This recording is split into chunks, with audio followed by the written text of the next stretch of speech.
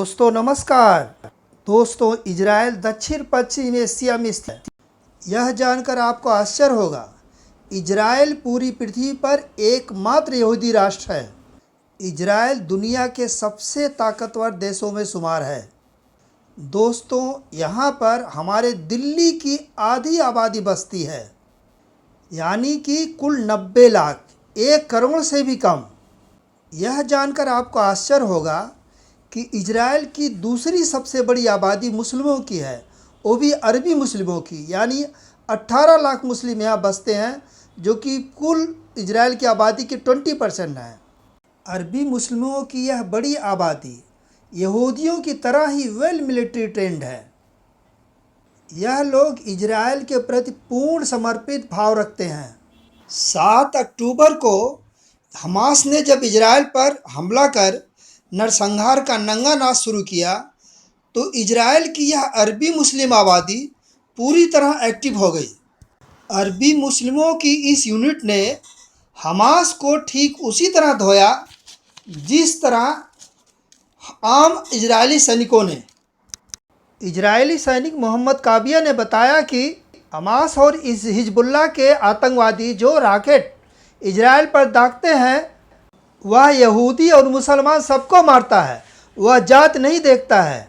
मोहम्मद काबिया ने बताया कि आतंकी हमारे भाई नहीं हो सकते हैं, वो भले मुसलमान हैं, वो मानवता के दुश्मन हैं। सेना कमांडर मोहम्मद अशरफ आज इजराइल में हीरो हैं। 7 अक्टूबर को हमास के आतंकवादी उनके यूनिट पर हमला किए थे। वह 100 से अधिक हमास के आतंकियों को मौत के घाट उतार दिए थे। एला इजराइल की पहली मुस्लिम महिला मेजर हैं। एला ने बताया कि आज जो कुछ भी हो रहा है गाजा में, उसके लिए हमास जिम्मेदार हैं। एला न्यूयॉर्क में जॉब करती थी।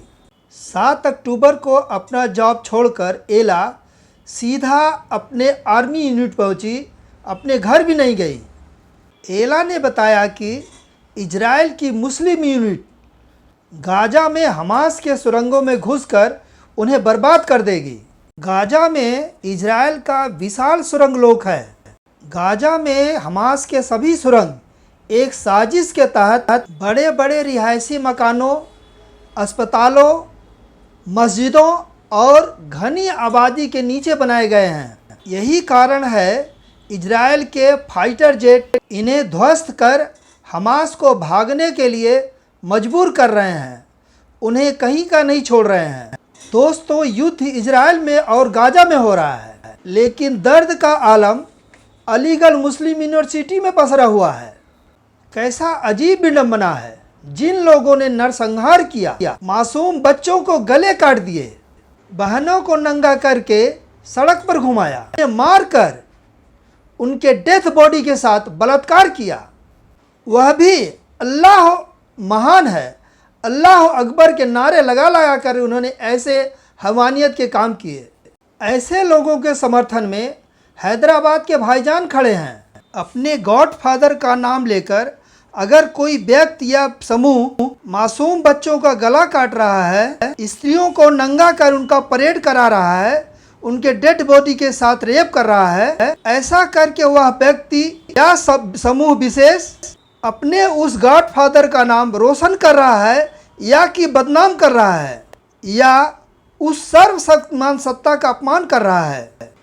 आप इस पर विचार करिए और अपनी राय कमेंट बॉक्स में हमें ज़रूर बताइए।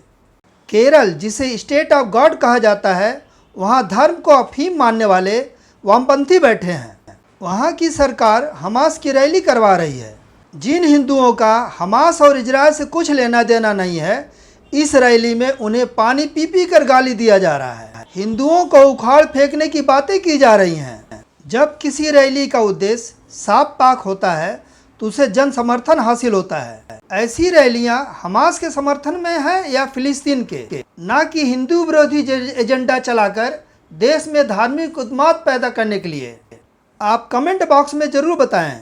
दोस्तों हमारे देश में धार्मिक उन्माद फैलाकर अपना उल्लू सीधा करने वालों की संख्या ज़्यादा नहीं है।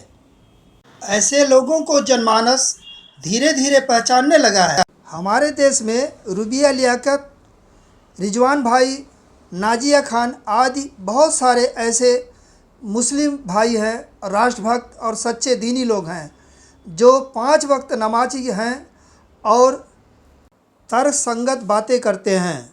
ये लोग अपनी राय बड़ी बेबाकी से रखते हैं, परंतु आश्चर्य की बात है, सत्य और सही बात कहने वालों के नाम धर्म विशेष के ठेकेदार फतवा जारी कर देते हैं। ऐसे में कन्फ्यूजन हो जाता है, कौन धर्म का रक्षक है, कौन भक्षक। दोस्तों, आज के परिप्रेक्ष्य में कौन धार्मिक है, कौन अधार्मिक, इसके बारे में कमेंट बॉक्स में ज़रूर लिखें। हमारे देश में दुर्गा पूजा, दिवाली, ईद मिलजुल कर मनाया जाता है। हालांकि इससे कुछ मुट्ठी भर लोगों के पेट में ज़बरदस्त दर्द होता है।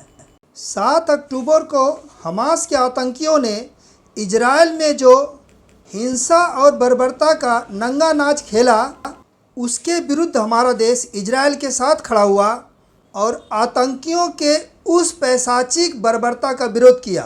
हमारा देश फिलिस्तीन के निर्दोष नागरिकों के साथ भी पूरी तरह से दृढ़ता के साथ खड़ा है।